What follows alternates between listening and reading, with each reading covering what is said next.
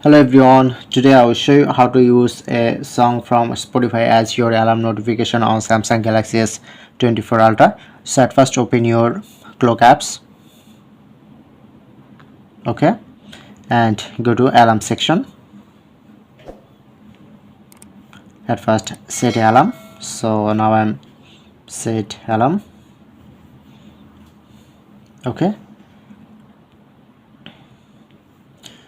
and then showing it to alarm sound. So click on, then showing it to Spotify option. Just click on to open and select your Spotify music.